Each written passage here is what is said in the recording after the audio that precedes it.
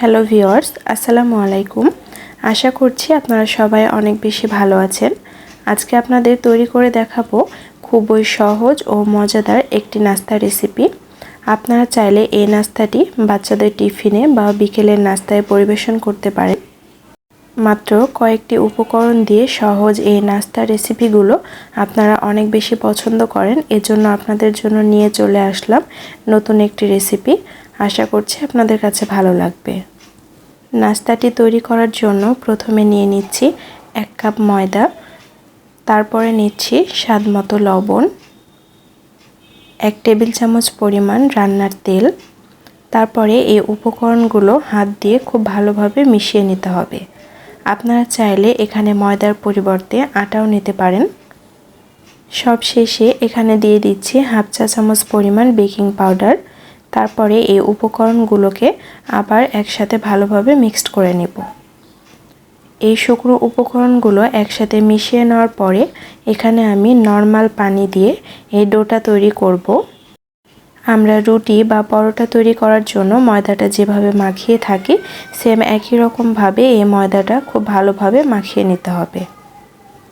আর এই ময়দাটা মাখানোর সময় অবশ্যই একটু সময় নিয়ে ভালোভাবে মুথে একটু সফট করে ডোটা তৈরি করতে হবে, তাহলে এর নাস্তাটা অনেক বেশি ভালো হবে। তারপর একটি ঢাকনা দিয়ে ঢেকে রেখে দিব 10 মিনিটের মতো। এবার ভিতরের পুরটা তৈরি করার জন্য নিয়ে নিচ্ছি 1/2 কাপ নারিকেল কোরানো, আর দিচ্ছি অল্প কিছু কিশমিশ, তারপরে দিচ্ছি 2 টেবিল চামচ পরিমাণ পাউডার মিল্ক। এবার এই উপকরণগুলোকে আলতো হাতে একটু ভালোভাবে মিশিয়ে নেব। আপনারা চাইলে এখানে যে প্যাকেটের শুকনো নারিকেলটা কিনতে পাওয়া যায় সেটাও ব্যবহার করতে পারেন।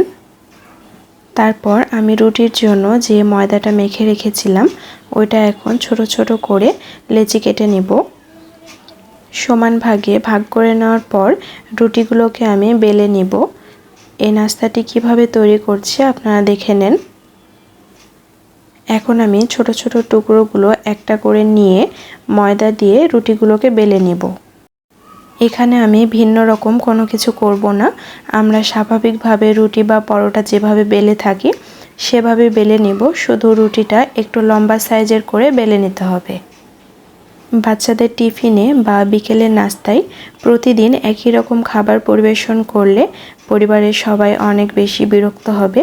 তাই চাইলে আপনারা সহজভাবে এই রেসিপিটি ঝটপট তৈরি করে বিকেলের নাস্তায় বা বাচ্চাদের টিফিনে দিতে পারেন। প্রতিদিন নিত্য নতুন টিফিন পেলে বাচ্চারা কিন্তু অনেক বেশি মজা করে খায়। প্রিয় দর্শক, আপনারা দেখছেন রুটিটি আমি কিভাবে একটু লম্বাভাবে বেলে নিয়েছি। এখন একটি ছুরির সাহায্যে চারপাশটা কেটে এই রুটিটা সমান করে নিব। চারপাশে যে অসমান অংশটা আছে সেটা কেটে ফেলব।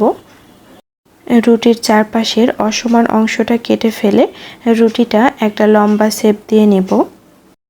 আপনারা চাইলে এভাবে না কেটে লম্বা করেও রুটিটা বেলিয়ে নিতে পারেন, তবে সেটা বেশি ভালো হবে না। এভাবে সমানভাবে কেটে নিলে নাস্তাটার শেপটা অনেক বেশি সুন্দর আসবে। রুটিটা আমি সুন্দরভাবে তৈরি করে নিলাম। এখন আমি আঙ্গুলে এভাবে নরমাল পানি নিয়ে চারপাশে লাগিয়ে দিব, তাহলে এটা আঠার মতো কাজ করবে। দেখুন, জাস্ট নরমাল পানি দিয়ে এভাবে চারপাশটাতে লাগিয়ে দিতে হবে। এবার আমি যে পুরটা তৈরি করে রেখেছিলাম সেটা অল্প পরিমাণে এর মাঝখানটাতে এইভাবে দিয়ে দিব। অল্প করে দিয়ে দেওয়ার পর আমি রুটিটা এইভাবে উল্টিয়ে দিব। দেখুন আমি এই পিঠাটার শেপটা কিভাবে দিয়ে নিচ্ছি। এখানে বলে বোঝানোর মতো কিছু নেই, আপনারা দেখে বুঝতে পারছেন আমি কিভাবে তৈরি করছি। এটা উল্টিয়ে দেওয়ার পরে চারপাশটা এভাবে লাগিয়ে দিতে হবে। আমি যেহেতু প্রথমে পানি ব্যবহার করেছিলাম তার জন্য এটা খুব সহজে লেগে যাবে। এটা ভালোভাবে লাগিয়ে না দিলে এটা তেলে ভাজার সময় মুখটা খুলে যেতে পারে, তখন ভেতরের পুরগুলো বের হয়ে আসবে। এভাবে পিঠাটার চারপাশটা খুব ভালোভাবে টাইট করে লাগিয়ে নেবেন হাত দিয়ে চেপে চেপে, তাহলে এটা খুলে যাওয়ার সম্ভাবনা থাকবে না। তারপর এটার সৌন্দর্য বৃদ্ধির জন্য ছুরির উল্টো পাশ দিয়ে আমি এভাবে অল্প করে দাগ কেটে নিব। বেশি চাপ দেওয়া যাবে না, বেশি চাপ দিলে ফেটে যেতে পারে বা ভেতরের পুরটা বের হয়ে আসতে পারে। এভাবে জাস্ট হালকা করে চাপ দিয়ে একটা দাগ কেটে নিতে পারেন। আমি এটা যেভাবে তৈরি করলাম, এখন বাকি সবগুলো একই রকমভাবে তৈরি করে নেব। আমার সবগুলো নাস্তা তৈরি করা হয়ে গেছে। দেখুন এখানে 1 কাপ ময়দা থেকে এরকম 6টা পিঠা তৈরি করা হয়েছে।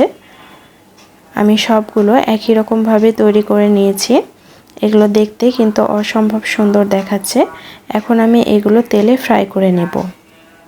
এই নাস্তাগুলো ফ্রাই করার জন্য চুলায় আমি একটি প্যান বসিয়ে দিয়েছি আর তাতে 1 থেকে 1.5 ইঞ্চি মতো উঁচু করে তেল দিয়েছি। তেলটা খুব ভালোভাবে গরম হয়েছে। এখন আমি এই নাস্তাগুলো একটা একটা করে সবগুলো দিয়ে দিলাম। এই নাস্তাগুলো তেলের মধ্যে দেওয়ার পর এক পাশটা অল্প কিছুক্ষণ ভাজা হয়েছে। এখন আমি অপর পাশটা উল্টিয়ে দিব। এভাবে আমি উল্টিয়ে পাল্টিয়ে দুই পাশটা সেম একই রকমভাবে ফ্রাই করে নেব। এটা জাস্ট হালকা লাল করে ভেজে নিলে তৈরি হয়ে যাবে। এটা খুব বেশি ফ্রাই করার দরকার নেই, না হলে এটা শক্ত হয়ে যাবে। দেখুন আমার এই পিঠাগুলো ফ্রাই হয়ে এসেছে আর অনেকটা ফুলে উঠেছে। এখন আমি এগুলো তেল ঝরিয়ে উঠিয়ে নেব। আপনারাও চেষ্টা করবেন এইভাবে ফ্রাই করার, না হলে এগুলো ডিপ ফ্রাই করলে অনেকটা শক্ত হয়ে যেতে পারে। এটি এমন একটি সহজ নাস্তা রেসিপি, আপনারা খুব কম সময়ে অল্প উপকরণ দিয়ে ঝটপট তৈরি করে ফেলতে পারবেন এবং ছোট বড় সবাই অনেক বেশি পছন্দ করবে। আশা করছি আমার আজকের রেসিপিটি আপনাদের কাছে ভালো লেগেছে। ভালো লেগে থাকলে প্লিজ সাপোর্ট করবেন। যারা অলরেডি পাশে আছেন তাদেরকে অসংখ্য ধন্যবাদ। আজকের মতো এখানেই শেষ করছি। আল্লাহ হাফেজ।